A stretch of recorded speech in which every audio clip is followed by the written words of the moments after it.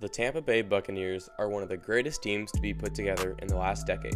The Buccaneers went from being one of the worst franchises in all sports to an immediate Super Bowl contender. The question is, how? Well, it all started in 2012 when the Buccaneers fired Raheem Morris and hired Greg Schiano, the head coach of Rutgers. Schiano's main goal was trying to change the losing culture into a winning one. He even had a slogan: "There will be Buccaneer men in a Buccaneer way." The 2012 draft was a successful one for Schiano.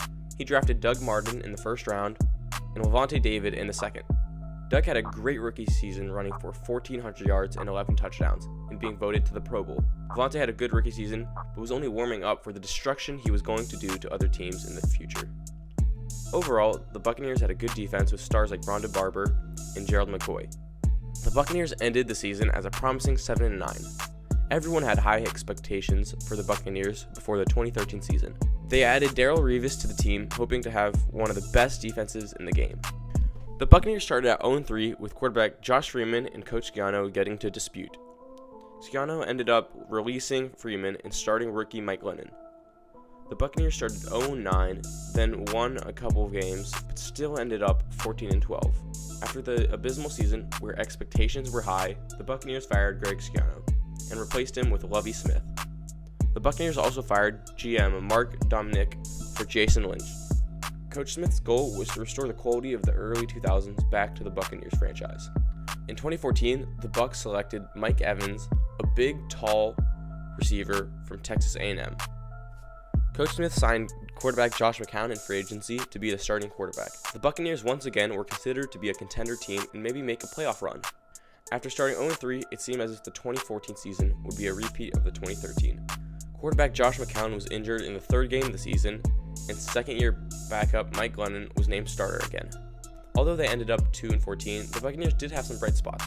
Mike Evans ended up being a complete stud. He recorded 1,051 yards and a whopping 12 touchdowns.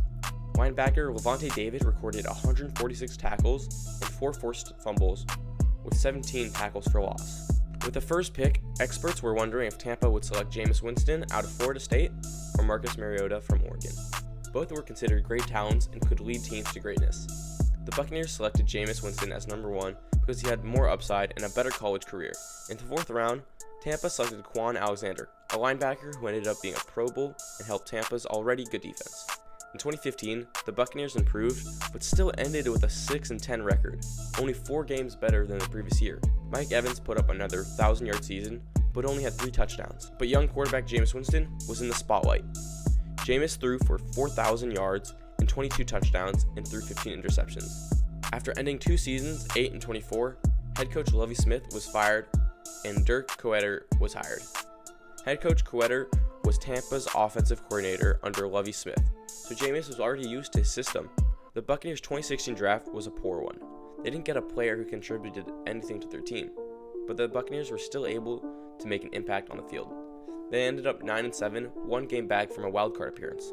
The successful season gave hope to all Buccaneers fans. Jameis Winston ended the season with 4,000-yard passing season, throwing 28 touchdowns, but also 18 interceptions.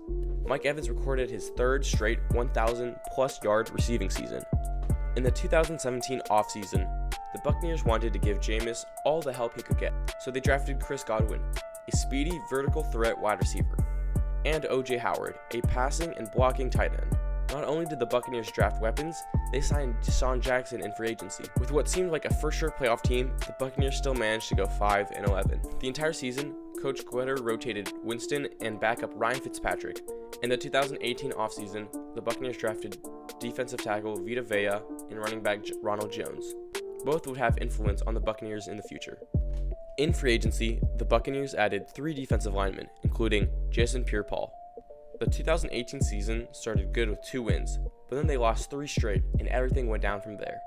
Jameis struggled with turnovers, which eventually got him benched for Ryan Fitzpatrick again. Ryan and Jameis were rotated again, and with the defense having a down year, despite its talented players, the Buccaneers ended up 5-11 again. After the season ended, Coach Koetter was fired and replaced by Bruce Arians. Arians hired Todd Bowles as the defensive coordinator. Todd would help make the Buccaneers defense one to be feared. In the 2019 offseason, the Buccaneers drafted 3 players that would help them immensely in the future.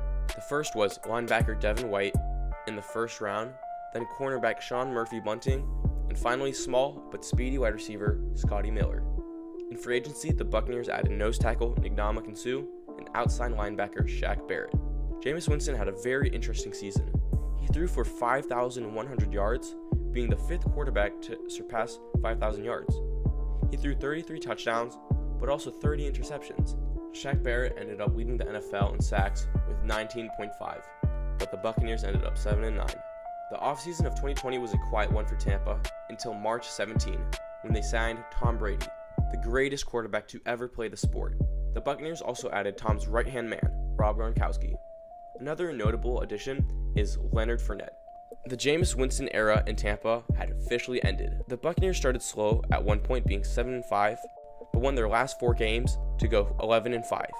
The Buccaneers also added star wide receiver Antonio Brown in the middle of the season. Tom Brady had a good year, throwing 40 touchdowns in the regular season. The Buccaneers made it to the playoffs and faced off against the Washington football team.